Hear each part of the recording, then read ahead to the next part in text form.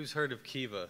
Kiva.org? All right, it's this really great nonprofit where you can loan money to people all over the world that are starting businesses or growing businesses, and it helps them a lot of times bring themselves out of poverty in a way they couldn't otherwise.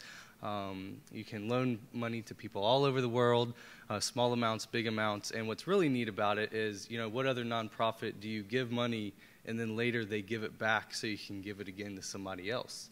So it's this really neat nonprofit, but I'm not necessarily going to talk about them. I'm going to talk about a guy named Jonathan Stalls, who started this idea called Kiva Walk. He saw Kiva, saw what they were doing, and wanted to get involved and wanted to make a difference. And so he decided he was going to walk across America to try to get lots of people to loan money on Kiva. So Kiva has this really cool thing where you can start a group, and so he started a group called Kiva Walk, and he started inviting people in to loan money as he walked across America. He started in March this year. He ended in November. And it was really neat. You could follow him online. If he was coming through your neighborhood, you could go walk with him. He took his dog everywhere he went. It was this really neat thing. But what was really cool is what happened as a result. He raised almost, over $417,000 got loaned from the people in his group.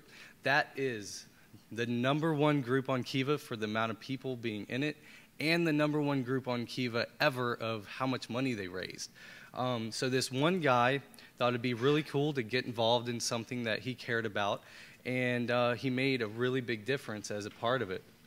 And so that's what I want to talk tonight about, is about how one person attached to an idea, bringing along a lot of people, can make a big difference. And so I like to call that a tribe. And so that's what I'm talking about tonight, is tribes. And so what is a tribe? A tribe is a group of people connected to an idea with a leader. And so if we're talking about publishing, if we're talking about creating and writing, we're talking about you are the leader of a tribe. And so what does it mean to be a leader of a tribe? Well, the very first thing is you have to figure out how you're going to make the world a better place. Now, this doesn't have to be as big as ending poverty. It can be something like creating a children's book. It can be something like creating a Wobble to help people create online in a whole new way that turns into something that helps kids learn how to read better. And so how are you changing the world? How are you going to change the world? What are you asking people to support? What is that idea, that idea that's bigger than you, that's bigger than all of us, that you're passionate about, that you want to change the world? And so once you have that idea, you as the leader have to be willing to go first.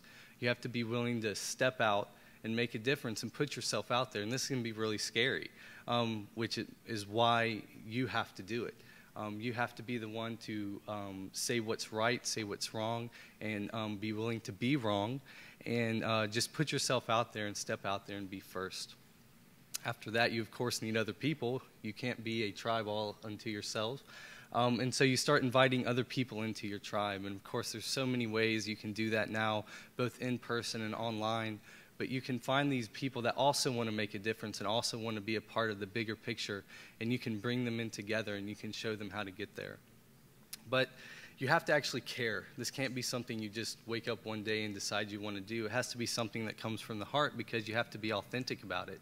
If you're not passionate about it, these people you're trying to bring alongside you, they won't be passionate about it either. So it has to be something you actually care about deep down. And to go along with the whole going first thing, you have to be willing to put your skin in the game. It's going to hurt sometimes. You're going to be wrong, and people are going to call you on it. You're going to feel like an ass.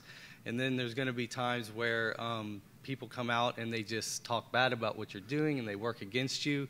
But you have to be willing as the leader to put yourself out there and take the wounds that come with that. But the really fun thing that comes with it is you get to connect with people. And this is the fun part. You get to answer emails, you get to meet people, you get to show people how to do things in interesting ways, and so you get to do this connection with people, and that's so important as the leaders. You have to be willing to connect one-on-one with people. But it is true that you are only one person. There's only so much you can do, so you have to connect people to each other. And this is where it really gets interesting and really gets fun, because the more you connect people to each other, the more the passion will grow. They'll come up with ideas you've never even thought of. And so if you actually want to make your idea happen, you have to remember it's bigger than you, and you want to connect people together so they can spread the idea as well. But as a leader, your job is to show people how to get from point A to point B. You know, a group of people with an idea but no leader, it's just a mob. And so you have to be the leader. You have to show people the right way to do things, the wrong way to do things, how to get from point A to point B, constantly remind them of where you're going. And again, in the days with Twitter and counting how many followers we have and how many people like our page on Facebook, you know, forget the numbers. It's about the fans. It's about how many people are actually passionate about what you're doing. I don't want, you know, 100,000 followers on Twitter. I want 10,000 people or 1,000 people that actually care about what I'm doing. So a tribe is an idea, and with people connected to that idea with a leader. And a leader goes first. They care. They interact with people. They connect people to each other. They put their own skin in the game. They give direction. And most of all, they focus on fans, passionate fans, and not numbers. And so we're talking about publishing. If you don't know who this is Seth Godin. He's published 13 best-selling books in the marketing and business world. And recently he struck out on his own. He says he's not doing any more traditional publishing, and he just started his own little imprint connected to Amazon. He can do what he wants now. He can actually take the goals that he wants to accomplish, because he has this huge tribe of people online with all the books and blog posts he's written. And so he can now form and create a world that he wants to by bringing his tribe along with them. And so think about what you could do if you had a tribe of people. If you had 1,000 passionate fans that were willing to spend money with what you do and help you get to that better place, what could you accomplish? And so the job is for you to now go create your tribe and change the world.